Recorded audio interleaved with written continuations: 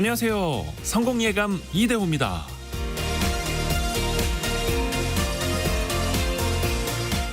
어릴 적에 이런 말 한 번쯤은 들어보셨을 겁니다. 공부해서 남주냐? 사춘기 때는 이렇게 반항하기도 하죠. 선생님은 공부해서 남주는 직업이잖아요. 그때는 그렇게 공부하기가 싫었는데 지나고 나서 보면 지식은 쌓이면 쌓일수록 이익이 되더라고요. 쌓아놓은 지식은 누군가에게 빼앗길 일도 없고요. 투자 자산과 마찬가지로 지식도 복리로 쌓인다고 믿습니다. 전혀 무지하던 상황에서는 어떤 말을 들어도 이해가 안 가지만 기본을 닦고 나면 어느 정도 말이 들리죠. 갈수록 지식의 깊이와 범위를 더 깊고 또 더 넓게 확장해 나갈 수도 있고요. 벤자민 프랭클린도 일찍이 이렇게 말했습니다. 지식에 투자하는 것이 여전히 최고의 수익을 낳는다. 성공예감 이대호입니다. 시작합니다.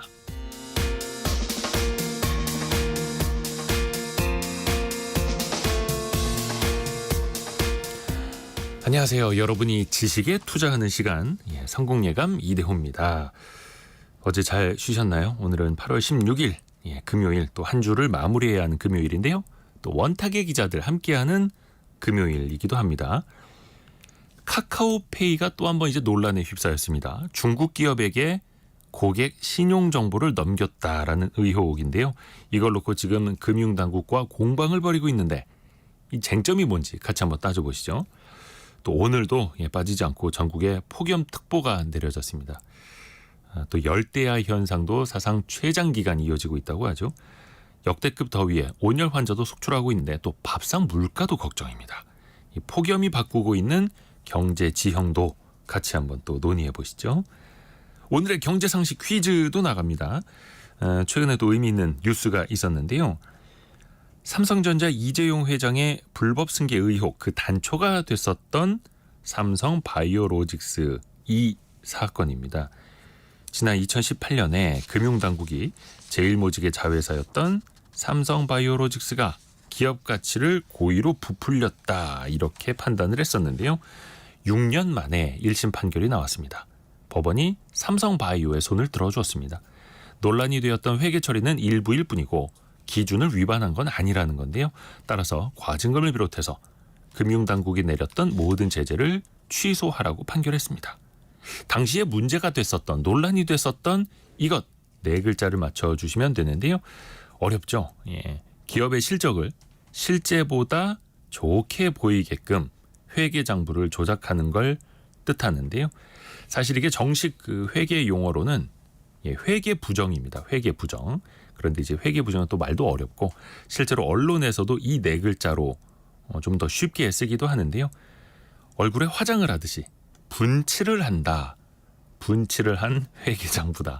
이런 뜻을 갖고 있고요. 실제로 영어로도 코스메틱 어카운팅, 메이크업 어카운팅 이렇게 쓰기도 한답니다.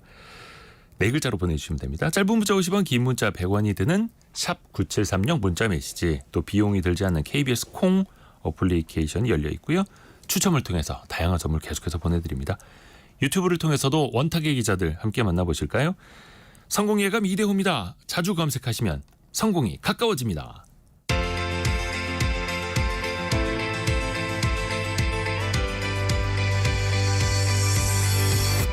KBS 1라디오 성공예감 이대호입니다. 원탁의 기자들, 참 좋은 경제연구소 이인철 소장, 동아일보 백상경 기자, 경제전파사 강예지 에디터 함께합니다. 안녕하세요. 네, 안녕하세요. 여러분도 혹시 그 카카오페이 쓰고 계시나요? 거의 매일 사용하고 그래요? 있습니다. 자주 쓰죠. 간편해서 정말 이용자들도 많은데 최근에 논란이 있는 게 고객 신용 정보를 넘겼다, 무단으로. 근데 그게 중국 기업에게 넘어갔다라는 거예요. 먼저 좀 정리 좀 해주실까요? 금융감독원이 며칠 전에 5월에서 7월 카카오페이의 해외 결제 불문에 대한 현장 검사 실시 결과를 발표를 했어요. 근데 카카오페이가 해외 결제를 이용하지 않은 고객까지 포함해서 전체 가입 고객의 개인 신용 정보를 고객 동의도 받지 않고 제3자인 알리페이에 제공한 사실을 적발했다라는 내용입니다. 그 내용 살펴보면요. 2018년 4월부터 매일 한 차례에 걸쳐서 누적 한 4천만 명 이상의 개인정보, 그러니까 뭐 아이디, 휴대전화번호, 이메일, 뭐 카카오페이 가입 내역 등등이 알리페이에 제공됐고요. 건수로 보면 550억 건에 달한다고 합니다. 그 문제의 핵심은 해외 결제 대금 정산에 도대체 왜 고객의 개인 신용 정보가 필요하냐, 이걸 네. 도대체 왜 중국의 알리페이에 제공했느냐라는 문제이고요. 카카오페이는 일단 5월 22일부터 이 정보 제공을 잠정적으로 중단한 상태고요. 그러면서도 금감원이 제기한 의혹에는 적극 반박하면서 이제 누구 말이 맞냐를 묻고 갑론을박이 이어지고 있습니다. 일단 궁금한 게 카카오페이를 이용을 하는데 왜 정보가 알리페이로 중국 기업으로 가는 겁니까? 왜 보냈다는 겁니까? 카카오페이 측은 뭐 이용자들이 결제했을 때일까요? 이게 최초에 얘기가 된 것들은 그러니까 네. 처음 시작은 애플하고 이 제휴를 하는 과정에서 애플에서 알리페이를 사용하기 위해서 이게 필요한 것들이 이 고객의 신용도를 평가할 수 있는 그 정보가 필요하다고 해요. 그래서 네. 그 정보들을 뭐 그 추정을 할 수 있는 어떤 기초 자료라고 해야 될까요? 그런 것들을 이제 넘기는 과정에서 카카오페이의 이 개인 정보들이 암호화 과정을 거쳐가지고 알리페이로 넘어가서 이제 그쪽에서 이제 처리가 돼서 애플로 넘어가는 원래 그 과정상에 있었던 거라고 하고요. 근데 이제 실제로 이제 애플에 이 정보가 넘어가지는 않았다라고는 아직 하는데 어쨌든 그 이 과정에서 결국은 카카오페이에 그 쌓여 있던 그 고객들의 개인 정보가 알리페이에 동의 없이 고객들 동의 없이 임의로 이렇게 넘어갔다고 볼 수 그러니까 있겠습니다. 이게 이제 쟁점 중에 하나인데 그러면 고객의 동의를 받은 거냐 안 받은 거냐 요거는 어떻게 봐야 됩니까? 인철 일단 그 우리가 페이 결제를 하게 되면 예. 대부분 이제 국내 결제할 때가 많죠. 네. 근데 국내 결제할 때는 사실은 뭐 해외의 피지사를 거치지 않고도 가능한데 해외의 경우에는 뭐 앞서서 이제 뭐 애플사의 이제 요구에서 이제 제공을 하고 있다. 암호화된 개인 정보를 제공하고 있다라고 얘기를 하고 있는데 보니까 이 지금 국내에서 해외 결제 대행 서비스를 해주는 피지사가 국내에는 없어요. 사실상 거의 네. 없어요. 네. 그러다 보니 해외 결제가 굉장히 기하급수적으로 늘었는데 대부분 보면 이제 중국계 기업이 국내 진출을 직접 못하니 지분 합작을 통해서 이제 거의 뭐 2대 주주로 있는 데가 꽤 많더라고요. 네. 카카오도 마찬가지고 토스도 마찬가지고. 그래서 중국의 뭐 알리페이라든가 유니온페이가 사실상 대부분의 국내 결제, 해외 대행 결제 서비스를 대행해주고 있는 구조예요. 근데 말씀하셨던 것처럼 아니 나는 카카오페이 국내 결제만 사용을 하는데 아니 왜 내 정보까지 넘어갔지? 왜냐하면 지금 금감원이 추산하기로는 한 4,045만 명? 이게 매일 암호화된 데이터가 매일 업데이트가 됐다는 거야. 넘어갔다는 네. 거야. 근데 이제 누적으로 뭐 월간 뭐 카카오페이 이용자가 한 2,500만 명이라면 그동안 이게 지금 알려진 게 2018년 이제 4월부터 6년여 동안이라는 거예요. 금감원이 지난 5월부터 7월 사이에 들어가서 조사를 해보니까 그러니까 6년 넘게 이제 정보가 제공됐다고 하니 누적 건수로 치면 500억 건이 넘습니다. 540억 건이 넘어서 아니 그 고객의 동의를 받지 않은 상황에서 그리고 하물며 나는 해외 결제가 아닌 국내 결제만 이용하고 있음에도 불구하고 내 정보가 넘어갔다. 물론 뭐 카카오페이는 이겁니다. 이 정보 금융감독이 정확한 가이드라인이 없어요. 그래서 넘어간 정보는 사실은 자기네가 이제 알리페이 측과 위탁, 수탁 관계, 개인적인 위수탁 계약을 맺었기 때문에 단순히 왜냐하면 우리가 이제 결제를 했다는 얘기는 내 정보, 내 이제 저장된 주소로 이 물건을 보내주십시오라고 하니까 그렇죠, 그렇죠. 고객을 위해서 이 정보를 단순히 위탁 계약을 맺었다. 이것까지는 법적인 위반상이 아니라는 겁니다. 그러니까 제 3자에게 제공을 합니다라는 거 밑에 이제 밑에? 체크를 하게 되어 있죠. 맞습니다. 이제 무의식적으로 하잖아요. 또 그리고 본인 그렇죠. 경우에는. 네. 근데 이제 이것까지는 괜찮은데 근데 이제 해외 결제를 이용하지 않은 고객의 정보도 넘어갔고 그리고 그 정보의 양이 단순히 이제 이 데이터 혹은 뭐 물건을 수취받을 사람의 정말 주소라든가 이런 정보가 아니라 뭐 카카오페이를 이용했던 청산 결제 내역이라든가 불필요한 카카오 아이디라든가 뭐 대부분의 정보가 다 넘어갔다는 거예요. 그러다 보니 지금 카카오 측과 카카오페이 측과 금융감독 당국이 지금 사실은 다 자기 주장만 하고 있어요. 예. 그러게요. 지금 같은 현상을 놓고도 계속해서 맞부딪히더라고요. 사실은 이 예. 위수탁, 업무 위수탁의 범위라는 것들을 어떻게 볼 것이냐가 사실은 쟁점 사항 중에 하나인데요. 그러니까 이를테면 업무 위수탁이란 게 보통 우리가 통상적으로 가장 많이 접하게 되는 경우가 온라인 쇼핑몰에서 물건을 샀는데 우리 주소를 택배사에 전달을 하는, 이것들이 사실은 이제 내 정보지만 내가 이 배송을 받기 위해서 실제로 필요한 정보잖아요. 그렇기 때문에 이 결제를 한 곳에서, 그러니까 이 쇼핑몰에서 택배사한테는 이 정보를 줘서 그래서 이제 처리를 할 수 있게끔 하겠다. 뭐 이런 것들인데요. 그러니까 이번에도 그 범위 안에 다 들어가는 것이냐? 사실은 그걸 좀 넘어선다고 보는 것들이 금감원의 좀 판단인 것 같고요. 실제로 보면은 지금 그 법적으로 좀 이런 조건들이 있습니다. 신용 정보를 이게 처리 위탁을 하려고 하면은 이제 위탁할 때 이제 본인의 업무 처리하고 뭐 이익 같은 것들과 연관이 돼 있어야 되고, 또 이 정보를 제공받는 사람이 이 별도의 이 처리 외에 자기가 별도의 이익을 안 봐야 돼요. 독자적인 이익이라고 하는데 이 독자적인 이익을 갖지 않아야 되고, 그리고 가장 또 중요한 것 중에 하나가 이 정보를 제공받은 쪽이 준 쪽에서 이 업무를 이 관리 감독을 해야 됩니다. 관리 감독 관계가 조금 있어야 되거든요. 근데 이 세 가지 조건들이 사실 필요한데 이 세 가지 이번 사안들은 좀 포함이 안 된다라는 거예요. 그러니까 이를테면 애플 스토어에서 이 결제가 가능하도록 하는 것은 네. 이제 카카오페이한테 이익이 되는 건 맞는데 이건 알리페이한테도 이익이 된다는 거예요. 네. 왜냐하면 결제를 대행하면서 본인들의 이익이 생기기 때문에 네. 수수료가 생기잖아요. 그래서 이거는 이제 그 카카오페이에만 이익이 되는 그런 경우에는 해당하지 않는다라고 지금 금감원이 판단을 하고 있는 것이고, 또 이 카카오페이가 알리페이를 관리 감독을 하고 있는 게 아니라는 거죠.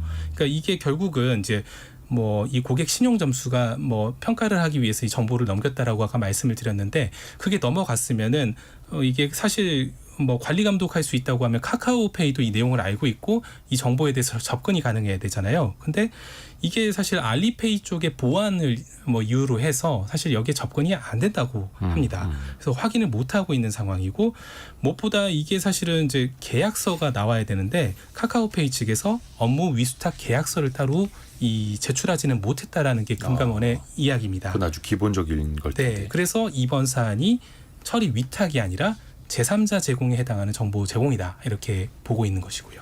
공식적으로 이제 업무 제휴를 맺고 하는 거다라는 기초적인 계약서를 아직 카카오 네, 측이 제출을 제출하지 못하고 않았다. 있다. 네. 그건 어떻습니까? 그럼 이 개인정보가 제대로 암호화가 되었느냐, 이것도 따져볼 문제지 않습니까? 카카오페이는 당연히 우리는 개인 신용 정보를 철저하게 암호화했다, 네. 괜찮았다, 그래서 고객 동의가 불필요했다라고 주장을 하고 있는데요. 그래서 해독이 불가능해서 신용정보법 위반도 아니다라고 주장을 하는데, 금감원은 이 카카오페이의 방식 자체가 미비해가지고 그 꼼꼼한 암호화에도 그 고객 동의도 당연히 필요한 거고 너네 시스템도 미비하지 않았냐라는 입장입니다. 근데 이제 이걸 살펴보니까 이게 조금 그 논쟁이 있을 수 있을 것 같은데, 금감원이 평가하기에는 일반인도 이 카카오페이의 이 암호화된 정보를 암호화되기 이전 상태로 이제 돌릴 수 있을 정도로 가능한 수준의 어떤 미비점 이런 것들이 이제 뭐 발견이 됐다, 뭐 이런 내용인 것 같아요. 그리고 이제 카카오페이도 있지만 그 카카오톡 오픈 채팅방에서 이제 정보가 유출이 돼가지고 얼마 전에 과징금, 최대 그렇죠. 과징금이라고 해서 한 150억 원 정도 그 맞아요. 부과가 된 적이 있잖아요. 그리고 당시에도 사실은 암호화된 정보였지만 그게 해커 손에 넘어가가지고 해커가 이제 이런저런 과정을 거쳐서 결국에는 식별 가능한 정보가 돼서 이제 처리가 됐는데, 당시에도 이제 그럴 거면은 처음부터 시스템을 해커들이 접근하지 못할 정도로 굉장히 그 견고하게 만들어놨어야 되는 거 아니냐라는 주장이 나왔었거든요. 그래서 이제 좀 전적이 있다 보니까 이번에도 카카오페이에 대해서 좀 소비자 신뢰라든가 당국의 어떤 믿음이라든가 이런 것들이 깨지지 않았나라고 생각이 됩니다. 참고로 당시에 6만 5천 명 정도의 오픈 채팅방 그 참가자 개인정보가 유출이 돼서 받았던 과징금이 151억 원. 네. 6만 5천 명. 근데 이번에는 규모가 훨씬 더 큽니다. 누적해서 아까 거의 540억 건, 550억 건 뭐 이렇게 된다고 하고요. 그럼 일단은 지금 많은 분들이 이게 뭐 중국으로 이제 개인정보가 넘어갔다라고 하니까 우리 조상현 님도 그렇고 실망스럽고 화가 난다, 이런 말씀도 보내주셨고, 아까도 되게 불안하시다는 분들이 홍경민님을 비롯해서 카카오페이 자주 이용하고 있었는데 심장이 덜컹거리네요. 이렇게 불안하시다는. 왜냐하면 이게 중국 기업으로 넘어가서 어떻게 악용될지 모르는 거니까.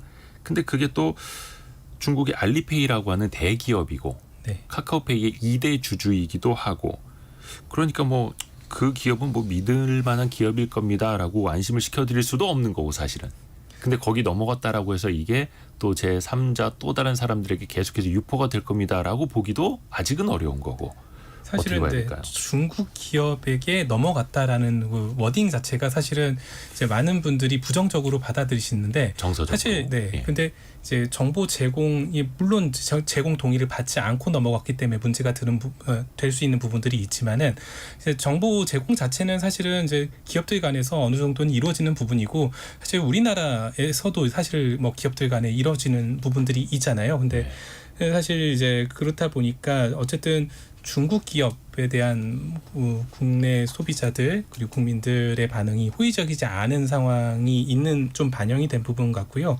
사실 또 그렇습니다. 이제 중국 기업에서 이 정보를 가지고 국내 이용자를 뭐 굉장히 특정을 하거나 뭐 그래서 이제 악용을 하거나 이런 것이 불가능하다라고 업계에서 계속 주장을 하는데 사실은 우리 지금 뭐 카카오페이에서 넘어간 정보도 결국은 애플페이에서 이걸 결제를 위해서 특정한 사용자의 신용도 점수를 평가하기 위해 그러니까 어쨌든 특정 개인한테 물려있는 정보를 받은 거잖아요. 네. 그래서 결국은 암호화해서 넘겼어도 이걸 복호화해가지고 누군가한테 다시 물려 매칭을 해야 되는 그런 정보인 거죠. 그러다 보니까 뭐 특정이 불가능하다 이것에 대해서도 사실 사람들이 특정이 불가능하면 이걸 왜 받아갔어 이런 생각들을 하게 되는 거죠. 어쨌든 넘겨서 누군가하고 매칭을 하기 위한 정보이기 때문에.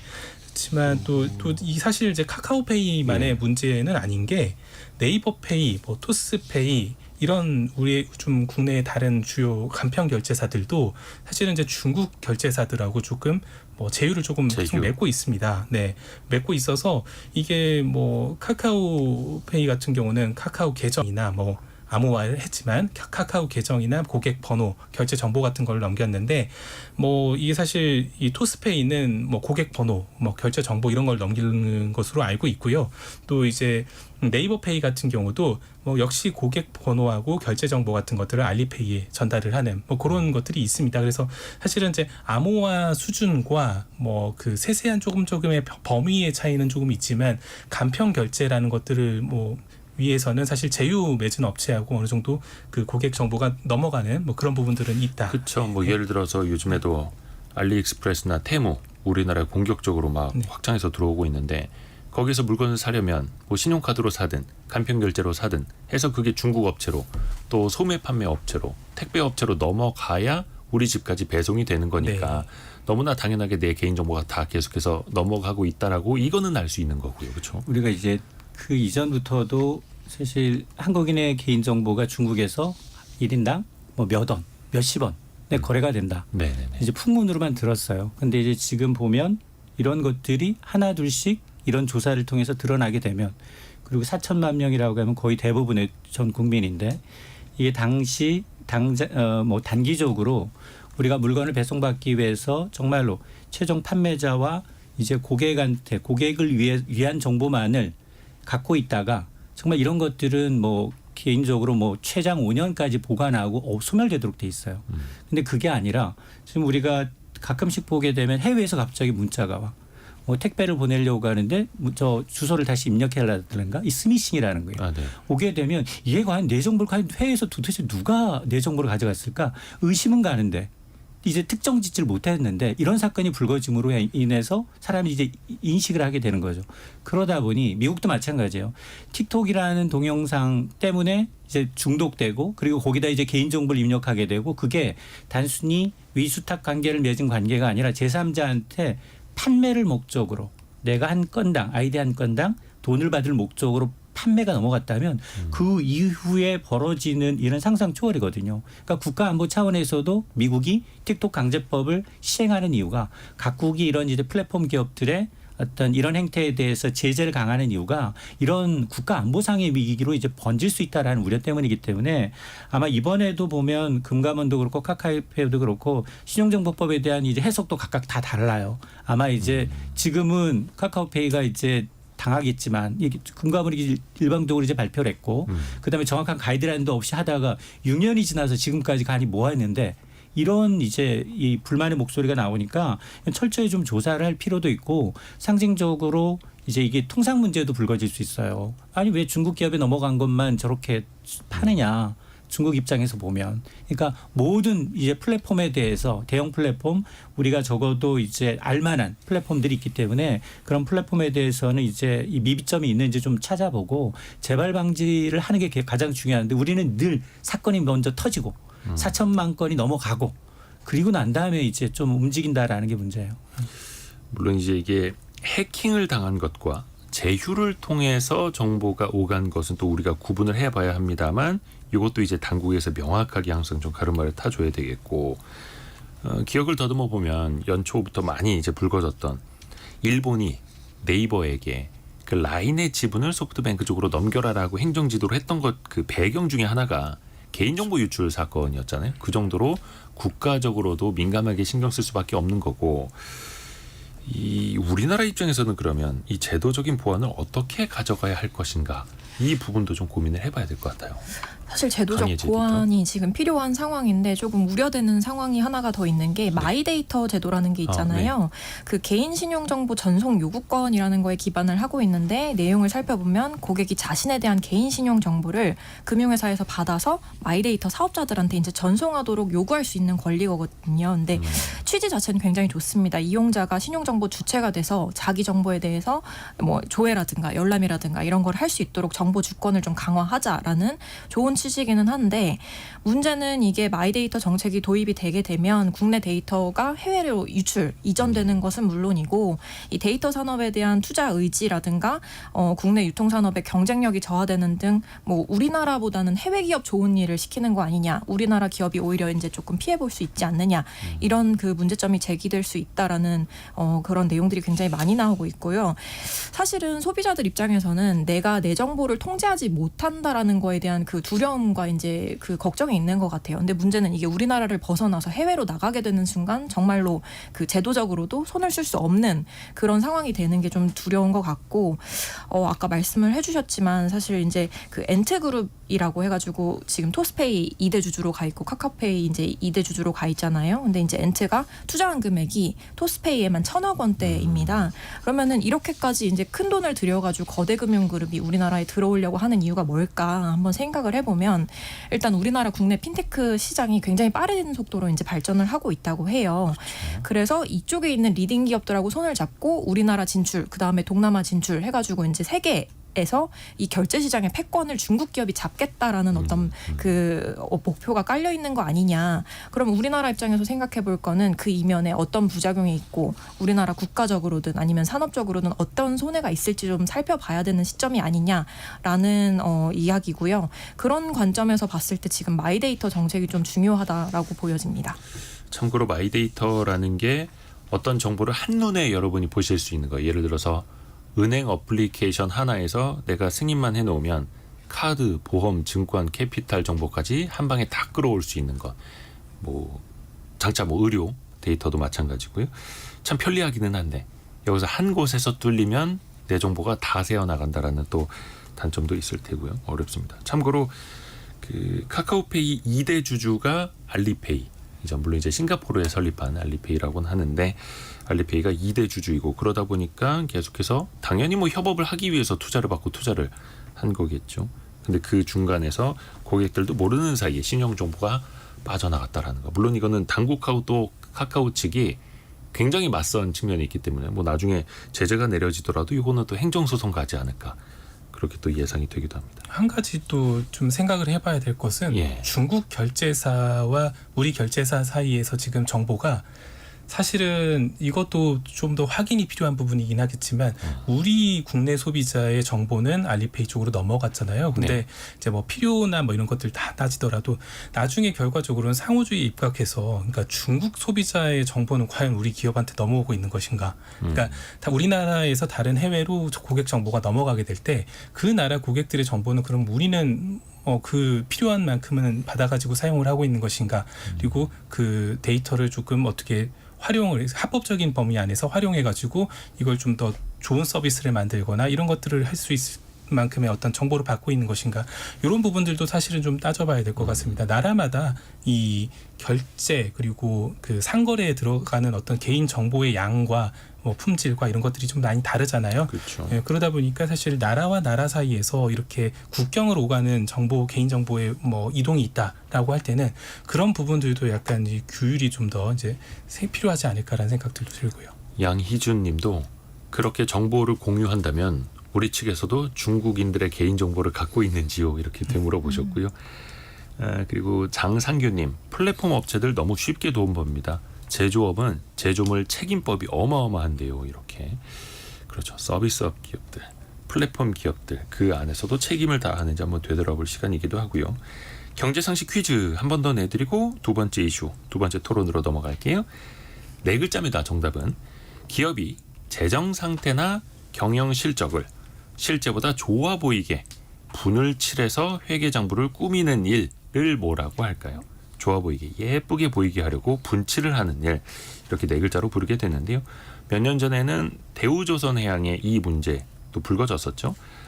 이 때문에 주가 하락을 겪은 투자자들이 소송을 냈는데 회사가 일부 손해배상을 해야 한다라는 법원 판결도 나온 바 있습니다.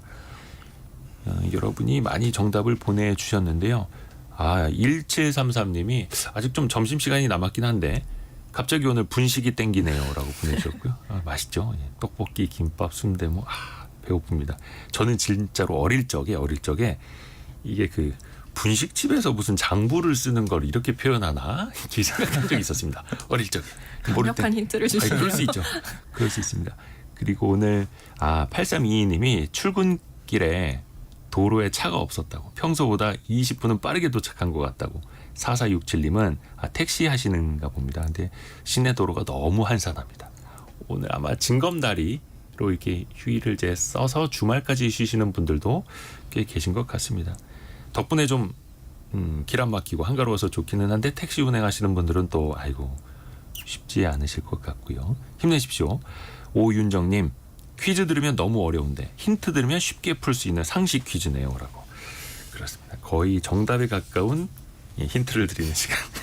자, 짧은 문자 50원 긴 문자 100원이 드는 샵 9730이나 KBS 콩으로 보내주시면 됩니다.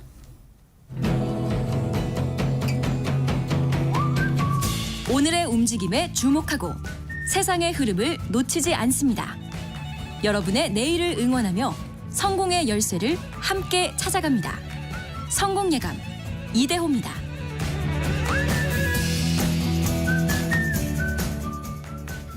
그러게요. 오늘 그 하루 휴가를 내고 그렇죠. 목, 금, 토, 일 이렇게 길게 쉬시는 분들 계실 텐데 내수 경제 활성화를 위해서는 휴가를 좀 많이 떠나는 게 좋습니다. 물론 국내로. 어떻게 기자분들은 좀 휴가를 다녀오셨나요? 저는 성수기 피해서 다다음 주 이제 8월 마지막 주에 계획을 하고 있습니다. 아하. 백상경 기자도. 저는 이제 본격적인 휴가는 조금 밀린 일 때문에 늦춰놓은 상태인데요. 네네. 지난 주말에 좀 그 고향에 계신 부모님 뵈러 내려갔는데 비용이 상당히 많이 들어서 내수 경제 활성화에는 도움을 좀 준 것 아닐까라는 생각을 하게 됩니다. 부모님과 같이 이제 외식할 때 네. 그래도 좋은 거 이제 사드려야 되니까. 이인철 소장님은 얼마 전에 다녀오셨죠? 7월 초에 이제 가장 급한 거 좀 피해서 가긴 갔는데 보니까 올해 트렌드는 그런 것 같아요. 국내 여행은 정말로 가성비를 따져보는 것 같아요. 계속해서 맛집 갔더니 가격은 오르고 비계덩어리 삼겹살이 많다더라 이런 걸 오면 또 기피하게 되고. 네. 근데 해외 여행은 사실은 상반기 보니까 엄청 나갔어요. 상반기 내국인이 해외 가서 쓴 돈이 20조 원에 가깝습니다. 근데 가격을 따지는 게 아니라 심리적인 만족도, 가심비를 따지는 것 같아요. 지금 환율 감안하면 1,300원에서 1,400원이면 가장 최악이거든요. 해외여행자들한테. 비싸죠. 네. 최악임에도 불구하고 상반기 여행 수지 적자가 6년 만에 최대예요.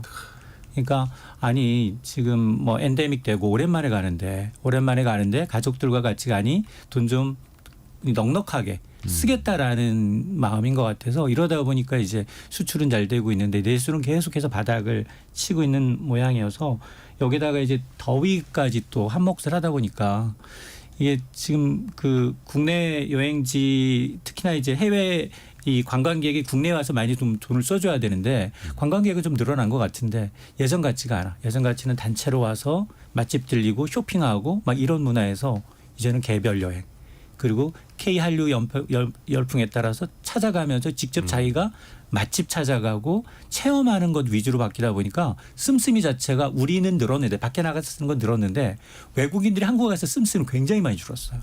그렇다 하더라고. 막 대규모로 쇼핑을 하러 오는 게 아니라 그냥 한국인처럼 생활하고 싶어서 편의점 가서 삼각김밥 사 먹고 하물며 우유 사 먹고. 하물며 마트나 백화점의 맛집에 가면 예. 거의 한 3분의 1 정도는 외국인들 개인 관광객들이요. 그죠, 뭐 라면 사 먹고.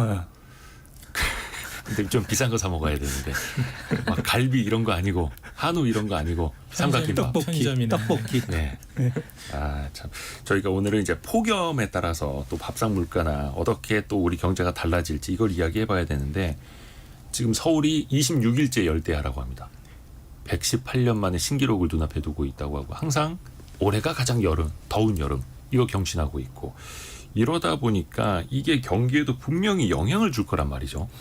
우선은 밥상 물가부터 따져볼까요? 일단 이게 조금 흥미로운 것 같아요. 이렇게 이상기후 계속되고 너무 더워지고 내지는 너무 추워지면서 바뀌는 게 얼마나 우리 경제에 영향을 미칠 거냐 이거 관련된 연구가 이제 활발하게 이루어지는 그런 시점인 것 같은데요. 한국은행에서 보고서를 냈는데 이 폭염과 같이 일시적으로 기온이 1도 올라가게 되는 경우에 농산물 가격이 0.4에서 0.5%포인트 오르더라. 그리고 전체 소비자 물가지수 상승률도 0.07%포인트 오르는 효과가 있더라. 근데 지금 우리가 그 지구 온난화 지속되고 있잖아요. 그 영향을 살펴보려면 1도의 그 기온 상승 충격이 1년간 지속된다라고 가정해서 분석해 보니까 1년 지나서 농산물 가격 수준이 2%, 전체 소비자 물가 수준은 0.7% 높아지는 것으로 추정됐습니다. 이거는 진짜 어쩔 수 없는 거죠. 특히 이제 농축수산물 이렇게 생산하시는 분들은 훨씬 더 체감을 하실 테고요. 그렇죠.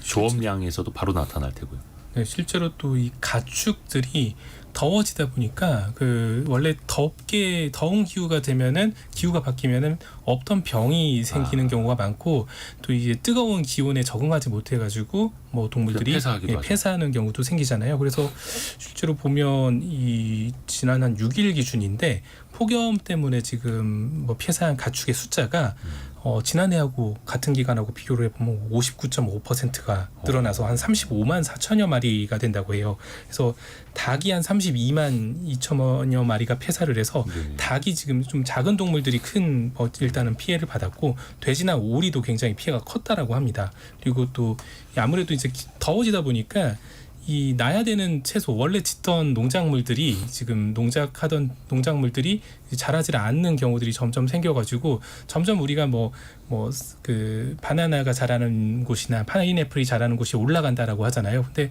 결국 이제 그 새로운 작물을 키울 수 있다라는 것도 뭐 장점이 될 수도 있지만은 어쨌든 전환에 따라서 비용들이 또 들어가고 농민들이 적응을 해야 되는 문제가 생기기 때문에 결과적으로 이런 부분들도 생산자들의 부담을 늘리는 요인으로 작용을 하고 있습니다. 그러게요. 닭 같은 경우에는 다닥다닥 붙어서 그렇게 또 키울 수밖에 없는데 또 더위에 또 취약할 수밖에 없고 돼지 역시 또 폐사도 많이 되고 있고 근데 이제 여름이니까 당연히 덥지 매년 찾아오는 여름 아니야? 또 이렇게 생각할 수도 있을 텐데 문제는 점점 더 기온이 올라가고 있고 당장 올해 같은 경우에도 최장기간 열대야가 이어지고 있고 아무래도 또 밖에서 일하시는 분들은 훨씬 더 안전상으로도 취약해질 수밖에 없잖아요. 맞습니다. 이게 사실은 그 통상적으로 보면 대기업들의 휴가가 거의 7월 말 8월 초에 집중돼 있어요. 그래서 8월 둘째 주가 이제 피크고 왜냐하면 출근하게 되니까 대부분 또 대기업이 공장 가동을 시작을 하니까 8월 둘째 주가 좀 지나면 전력 수요가 좀 줄어들어요. 근데 날씨도 마찬가지예요. 8월 중순 접어들면 조금 그래도 야, 좀 선선한 바람 불겠지라고 했는데 지금 거의 뭐 열대야라는 게 보통 최저 기온이 밤에 한 25도 이상 계속 오른 상태가 지속되다 보니까 이제 한밤중에도 이제 에어컨을 켜지 않으면 활동 자체가 좀 어렵고 땀이 삐질삐질 나는 상황이거든요. 그러다 보니 지금 밖에서 지금 일하시는 분들 특히나 건설 현장에서는 온열 질환자가 발생을 하고 있습니다. 그렇죠. 이로 인한 사망자가 발생을 하고 있고 그래서 아마 지자체별로 지자체가 통제할 수 있는 사업장의 경우에는 이제 적정 온도가 30도 이상, 35도 이상 이렇게 올라가면 사업을 중단하도록 돼 있어요. 그래서 쉬도록 쉼터를 마련하도록 돼 있는데 그거는 정말로 이제 이 지자체에서 직접 관리 가능한 거고 근데 굉장히 영세하고 지금 그렇지 않아도 PF 시장이 굉장히 죽어서 사업장 자체가 이제 멈춰 있는 사업장이 많은데 네. 그나마 일감이 있는지는 그거 마감 기한을 맞추기 위해서는 강도 높은 일을 해야 하거든요. 근데 이런데 일자리도 없죠. 인건 당장 사람 구하기도 좀 어렵죠. 그러다 보니까 건설업장은 외국인 근로자들이 되게 많아요. 또 그러다 보니까 지금 아마 이런 이 폭염이 아마 앞으로도 한 열흘 정도 더 이어진다고 하니까 여기다 앞서서 이제 이 뭐 추석이 사실 한 달도 안 됐잖아요. 근데 지금 폭염으로 인해서 농산물 가격 얘기했고 그다음에 수산물도 문제예요. 축산물도 문제지만 양식하고 있는데 그렇죠. 그다음에 우리가 지금 냉동김밥 수출 잘 된다고 했는데 그나마 적존상 되게 되면 이것도 또 타격이 올 수 있거든요. 그러다 보니까 아마 뭐 물론 뭐 채소류야 재배 기간이 짧은 것들이야 뭐 이제 한 달 정도 남으면 기온만 좀 받쳐주게 되면 어느 정도 이제 수급이 가능하겠지만 농축수산물 먹거리 걱정도 되고 여기다가 폭염이 더 이어지게 되면 이 취약계층들 그렇지 않아도 이제 좀 오히려 냉방보다 이게 이 난방보다 냉방이 더 심각한 수준이에요. 에어컨이 거의 없기 때문에. 취약계층이 더 취약하죠. 맞습니다. 난방이야 뭐 저 연탄이라도 떼면 됩니다만. 맞습니다. 그러다 보니까 여기가 더 큰 문제예요. 그렇죠. 또 저도 이제 많이 여름만 되면 느끼는 게 축축 처지잖아요. 힘이 달리고 또 숙면을 취하기도 힘들고 너무 덥다 보니까 저도 지금 이게 그 유튜브로 보시는 분들한테 티는 안 나겠습니다만 이마에 지금 모기를 물렸어요. 밤새 모기 한 마리 때문에 잠을 제대로 못 자가지고 특히 여름에는 숙면 취하기가 힘들어요. 그러면 분명히 그 다음날 업무 효율, 작업 안전에도 또 영향을 미칠 수밖에 없거든요. 여름이 위험하네요. 그래서 잘 좀 주무시고 또 쉬셔야 하는데 그러기도 어렵고 또 작업 현장에서는 또 너무 더운 날에는 작업 중지를 좀 한다라든지 이런 안전을 또 서로도 챙길 필요도 분명히 있어 보이고요. 또 하나 우리가 걱정스러운 측면이 매년 나오는 뉴스이긴 합니다만 과연 전력 수요는 안정적인가 이것도 따져봐야죠. 근데 우리 맨날 얘기하는데 우리 그 몇 주 전에도 한전 전기세 올리는 거 가지고 전기요금. 소비자 영향에 대해서 이제 토론한 적 네. 있잖아요. 근데 이제 사실은 한시적인 대책만 생각할 때는 좀 아닌 것 같아요. 이 대규모 정전이라든가 다른 나라에서 이미 발생하는 어떤 사태들이 있는데 그러려면 이제 이런 거에 대비하려면 충분하게 예비 전력을 확보를 해야 되는데 과연 우리나라의 전력망 확충은 어느 정도 수준이냐라는 문제가 있는 것 같아요. 근데 지금 AI 산업 계속 발전하면서 우리 그 데이터 센터 많이 돌린다고 하잖아요. 그리고 전기차들도 있고 이런 메가 트렌드가 계속 되고 있고 전기화라고 해가지고 우리가 그동안에는 다른 어떤 에너지원으로 썼던 거를 뭐 예를 들어서 인덕션으로 바꾼다든가 인덕션으로 바꾸게 되면 인덕션 전용 그 집기들이 또 필요하잖아요. 네. 이런 식으로 하는 어떤 전기화가 가속화가 되고 있는데 미국이나 유럽 같은 곳에서는 수백조 원의 예산을 들여서 이 노후화된 전력망을 보수를 하고 개선하고 현대화하는 작업들을 하고 있거든요. 근데 우리나라는 한전 중심으로 돌아가는 어떤 인프라 이런 구조적인 문제가 있어서 이게 괜찮을까라는 생각이 계속 들어요. 그리고 두 번째는 그 탈탄소 시대 핵심이라고 하는 우리 신재생 에너지 발전소 이런 것들이 있는데 이게 대부분 지방에 위치해 있잖아요. 근데 문제는 전력 수요 자체는 인구가 되게 집중되어 있는 어떤 수도권인데 그럼 지방에 있는 전력을 갖다가 수도권으로 어떻게 옮길 것이냐라는 문제가 생기잖아요. 그러면 이런 그 어떤 뭐 ESS 같은 에너지 저장 장치 뭐 제때제때 공급할 수 있는 어떤 그런 것들의 인프라 구축도 필요한데 이걸 정말 우리가 발빠르게 움직일 수 있느냐 이런 것들을 좀 살펴봐야 되는데 문제는 지금 뭐 전력망 법이라든가 이런 것들이 국회에서 본회의 그 통과 못하고 폐기되고 그 다음 국회로 넘어가고 이런 일들이 이제 반복되다 보니까 이걸 조금 제대로 논의를 지금도 이미 늦은 것 같긴 한데 빨리 해야 되지 해놔야 않나. 되는 건데 이건. 네. 사실은 이제 한전 같은 경우도 이런 문제에 대해서 그 꾸준하게 특히나 우리나라가 한동안 이 원전 가동률을 좀 낮췄을 때 네. 그때 이제 전력 공급이 폭염하고 맞물리게 되면은 굉장히 화력으로 때워야 되는 그런 상황들이 많이 발생을 했었거든요. 예. 그래서 이제 그 부분에 대한 고민들을 안 한 건 아니고요. 이제 초고압 송전이랄지 이런 기술 개발에는 여러 가지 지금 뭐 노력은 하고 있습니다. 근데 문제는 말씀하신 것처럼 이게 제때 나올 수 있냐, 그리고 돈. 이 개발하고 이 인프라를 다시 까는데 결국은 돈이 들어가기 때문에 지금도 이미 적자인 상태고 전기요금도 계속 동결되는 상황인데 한전이 이걸 뭐 충분히 버틸 수 있을지는 많이 의문이네요. 네. 1918님이 네. 어제 저희 아파트에 2시간가량 정전이 됐었는데 정말 힘들더군요. 유유 이렇게 보내주셨어요. 그래서 요즘 같은 세상에서 한두 시간 전기 나가면 정말 힘들죠. 그래서 전기의 소중함을 우리가 느낄 수 있겠고, 그래서 인프라 투자도 사실 이제 한전의 재정 문제 때문에 조금 더 늦춰지는 것 아니냐라는 우려가 또 나올 수밖에 없는 거고, 이 부분은 이제 꾸준히 이어질 수 있게끔 정책적으로도 좀 안정성을 가져가야 되는 거고요. 마지막으로 짧게 기자분들, 요것도 이제 기후 위기로 이어지면 안 될 테고 우리가 에너지 전략도 같이 해야 될 텐데 한 가지씩은 이런 걸 좀 실천해 보자 제안 하나씩 해주고 끝내시죠. 어려운데요. 왜 생각 안 해보신 것 같은데? 참.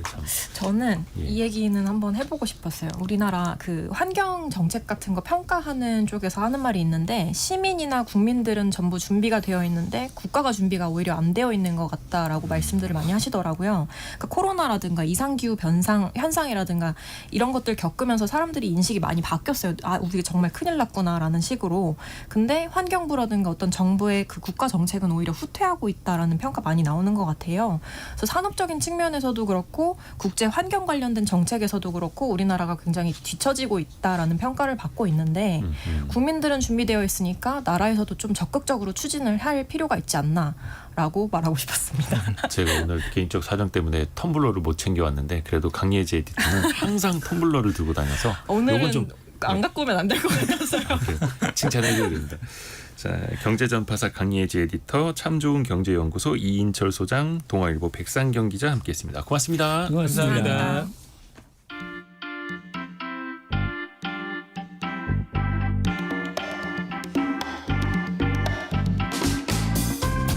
지금 여러분께서는 KBS 1라디오 성공예감 이대호입니다를 듣고 계십니다. 프로그램에 참여하신 청취자 여러분께는 추첨을 통해 아름다운 식탁 창조 주비푸드에서 뿌리 담은 리얼 생 와사비를, 쉽고 빠른 판촉물 제작 시너지 기프트에서 무드 등 미니 가습기를, 그리고 성공예감에서 준비한 커피 쿠폰을 보내드립니다. 당첨자는 성공예감 이대호입니다 홈페이지에서 확인하세요.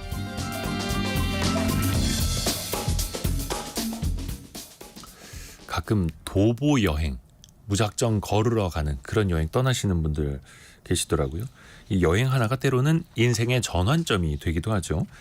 체험과 저널리즘을 합친 체얼리즘 시간, 머니투데이 남영도 기자와 함께 이야기 나눠보죠. 안녕하세요. 안녕하세요.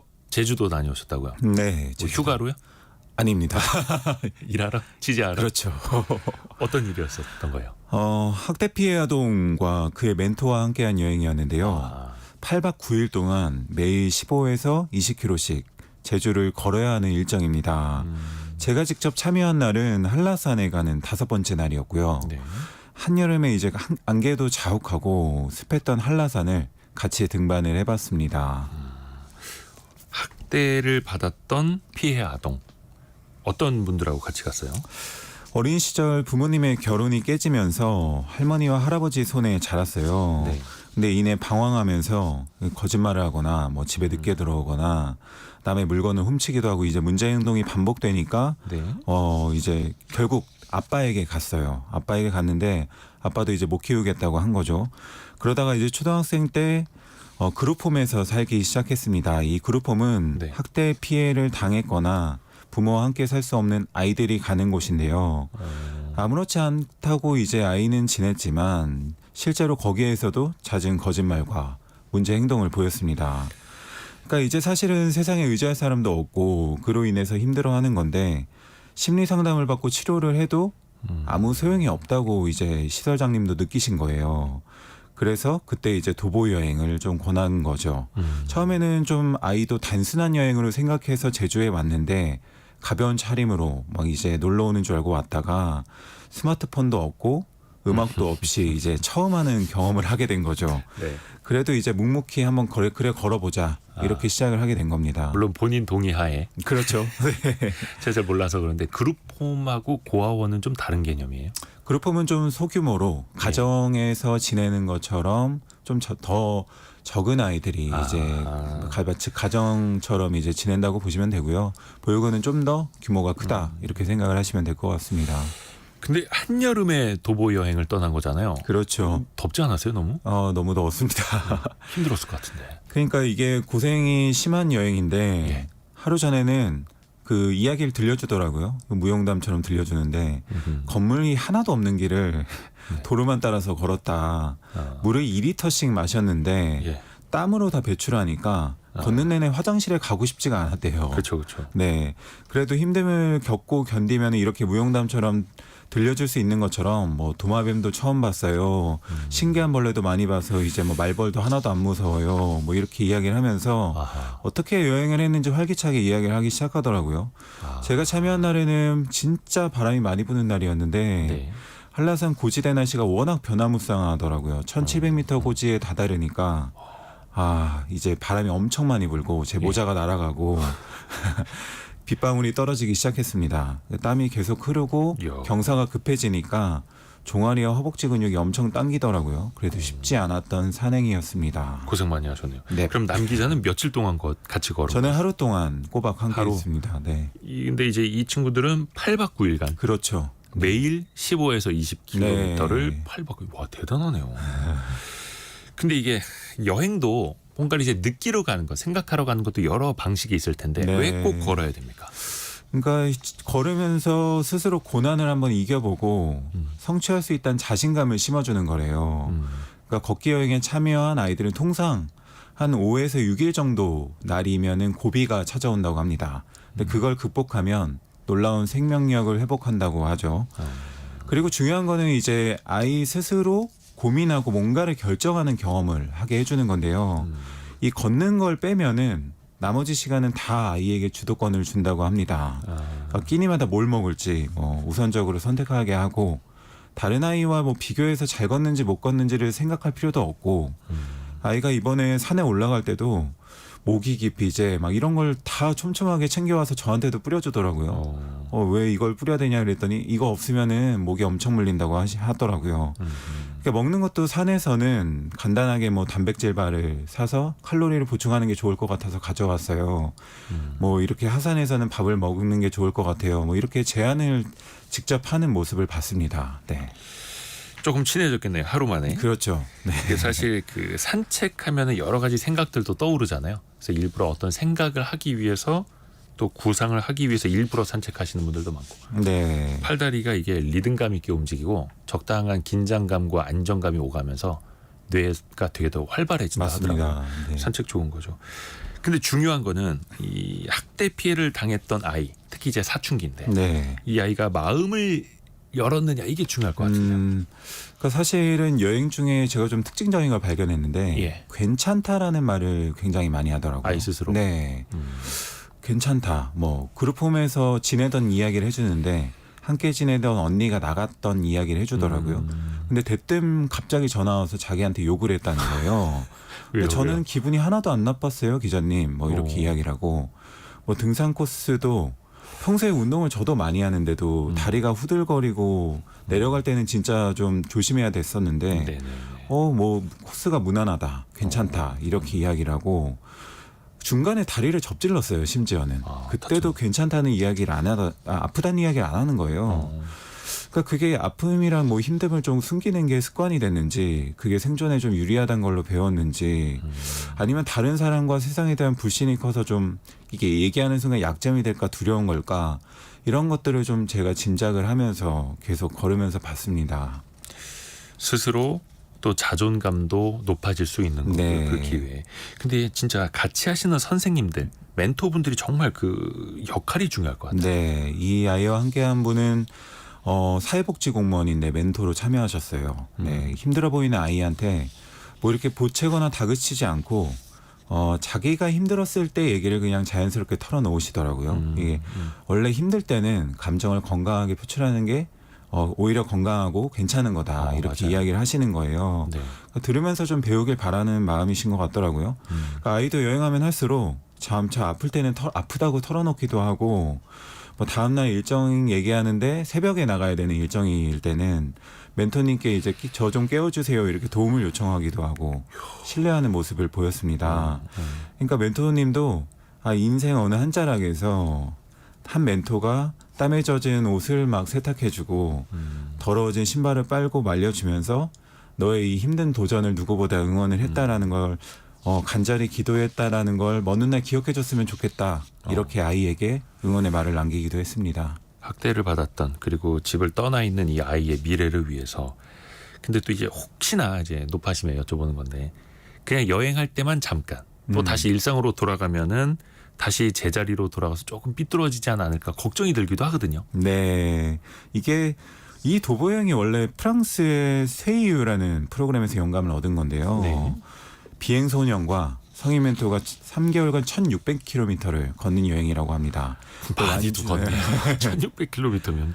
완주하면 이 판사와 법원 직원들이 성대한 파티를 열어주고 근데 재미있는 거는 여행을 마친 청소년의 재범률이 15%로 일반 비행소년 재범률인 85%에 대비해서 극히 낮다고 합니다. 그러니까 확실히 이제 효과를 볼 수가 있는 거죠. 네.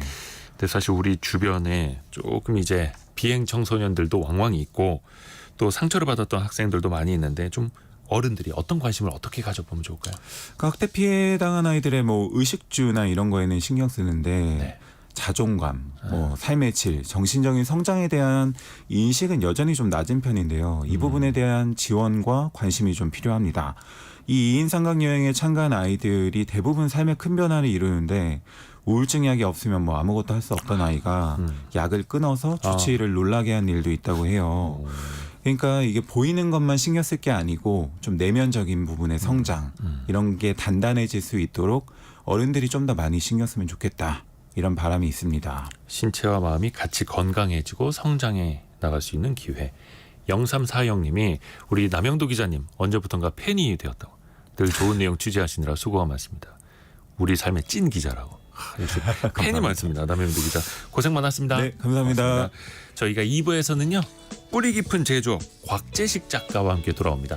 요즘에 2차 전지 배터리 전기차 관심도 참 높아지고 있는데요. 그 배터리의 역사와 원리까지 같이 짚어보시죠. 10시 5분에 뵙겠습니다.